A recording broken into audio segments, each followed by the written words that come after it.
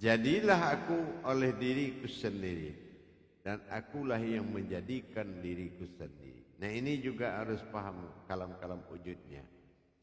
Yang kedua, pada kalam wujud, yaitu yang berwujud ini siapa? Kemana arah wujud ini? Jadi wujud adalah asal usul semua jadi. Dari tiga perkara, bersifat batin perkara dalam diri, dan bersifat zat perkara dalam zahir, dan bersifat nur kepada semua hayat alam. Nah, ini juga menjadi sumber diri asal usul, ya. Nah, yang ketiga dalam potensi maujud menjadi suatu kodrat yang mana kodratnya terbuat dari wujud, dan wujud tadi disebut dengan kodrat berasal dari aras, atau dikatakan dengan kodrat alam, yaitu kodrat iradat dan ilmu. Mana yang jadi ilmu? Ilmu berasal dari nur. Mana yang dikatakan jadi zat? Zat berasal dari batin. Nah, ini juga harus kita paham. Jadi bagaimana perwujudan? Kemana menyatukan adanya wujud, wujud dan maujud tadi? Maka itu terhimpun ke dalam satu kodrat.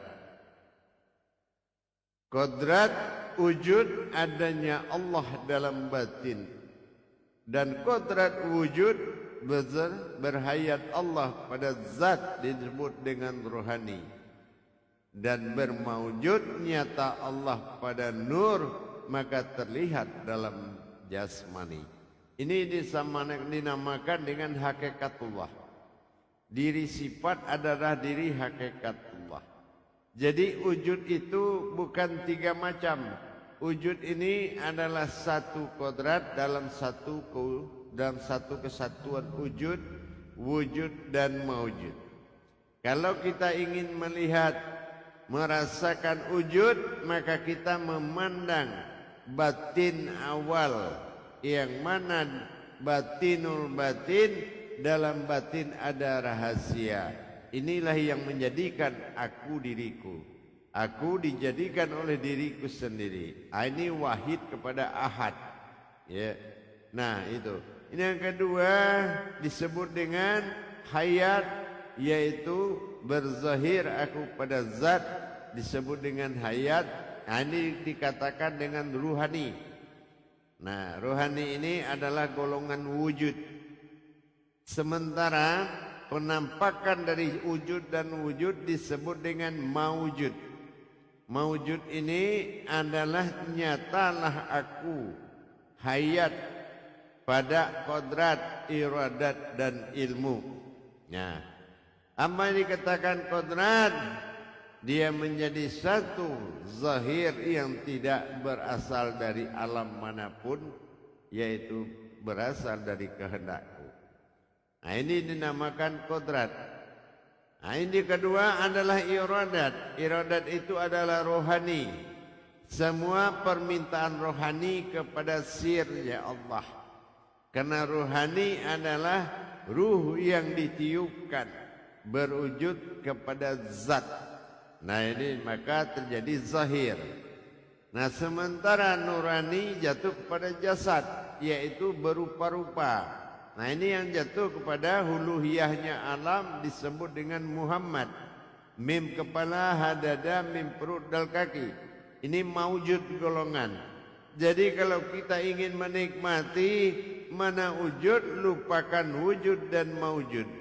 Mana wujud, lupakan maujud, maka terlihatlah bagi seluruh alam asal usul dia. Mana yang dikatakan maujud, tidak ada lagi yang zahir, melainkan zahirnya Allah yang menjadi uluhiyah daripada semua kodrat yang hayat. Jadi wujud maujud itu hanya satu kodrat. Nah, kenapa Allah katakan aku dalam prasangka hambaku? Ini yang dikatakan gunanya napas, ya, tanapas, ampas. Bagaimana dia mendapatkan nufus, yaitu gerak sir. Inilah wujud daripada tajalinya hayat, dinamakan sir atau nur kasiyah yang berupa penampakan dari alif, yaitu zahirunya tadi. Hayat dan zahir terlihat, disebut alif, dikatakan nur kasiyah, yaitu sebuah hayat yang terlihat. Jadi dengan kita ingin menikmati satu demi satu, maka kita dirikan semuanya dengan dua perkara. Mendirikan suatu kekuasaan dengan pandangan penuh, tidak ada yang berkuasa melainkan pandangan kita semata. Maka kita kuasai karena adalah wujud awal mula jadi. Wujud adalah asal usul semua jadi, dan maujud adalah penampakan dari yang menjadikan semuanya. Nah, jadi dengan adanya satu tarikan nafas, kita sudah bisa menikmati tiga kodrat Allah.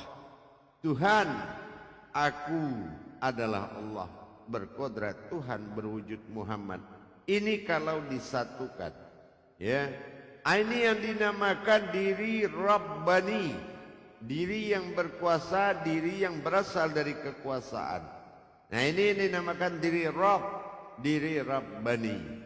Nah, diri Rabbani dikenal juga dengan diri fanafilah, yaitu diri tidak berurat dan tidak berdarah.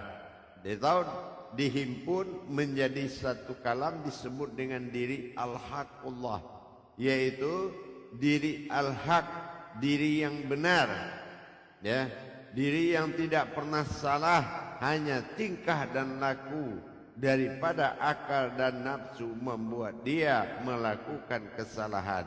Itu pun hanya sebagai kodrat. Jadi kalau kita sudah menikmati terhadap wujud, wujud dan maujud adalah satu perbuatan dalam tiga kodrat. Tiga wujud, wujud dan maujud, ketiga perbuatan wujud ditampilkan oleh satu kodrat. Inilah dasarnya yang dikatakan dengan sifat hayat bagi Allah, yaitu diri sifat. Diri sifat adalah diri yang berasal dari wujud, wujud dan maujud. Jadi bukan dipisahkan tiga kodrat tadi, cuma dihimpun menjadi satu. Ini disebut dengan diri aftar. Diri aftar adalah diri zahir. Aftarnya Allah disebut nur kasiyah atau alif tersurat yang bersifat hayat. Makanya kita harus memahami tidak dipisahkan dalam pandangan. Jadi kalau kita kaji wujud, berarti harus memandangkan. Apakah kita harus melihat dan memandang tiada yang ada melainkan diri satu yang ada, dikatakan ada, dia adalah suatu kodrat yang tiada, dan tiada itulah yang ada. Ini bahasa munajatnya, ya, ketuhanan disebut munajatullah. Bahasa itu kenapa ditampilkan dalam tauhid ada bahasa ma'rifatullah? Karena bahasa itu tidak akan dimengerti oleh makhluk, tidak akan dimengerti oleh syaitan, tidak akan dimengerti oleh nafsu, para jin dan para makhluk-makhluk batin lain. Ini bahasa tidak akan mereka paham. Maka tidak pada dasar mereka untuk menggoda dan menjatuhkan manusia dalam menjabat martabat Allah. Jadi dengan adanya pemahaman demikian, maka kita telah menghidupkan diri kita. Kenapa? Kajian hakikat adalah kajian yang seseorang menghidupkan dirinya, bukan menghidupkan tubuhnya, tapi dia menghidupkan dirinya sebagai wujud bagi Allah. Jadi dengan adanya kita sudah memahami keberadaan wujud pada uluhiyah hati, wujud adalah pada zat yang naik, dan maujud nur yang berkembang. Kalau sudah luput kita dari tiga perkara, di saat kita membuka mata, kita menatap tubuh kita, itulah zahirul Rabbi, itulah zahirnya Allah. yang tidak berasal dari apa yang langit, apa yang di bumi. Bukan Allah itu zahir, tapi zahir dari sirnya. Nah, inilah dikatakan innallaha innal insanu masyakinatul wal marido. Aku jadikan engkau dari rahasiaku, tidak ada yang tahu kecuali dirimu. Mana dijadikan dari saya? Yaitu wujud rahasia.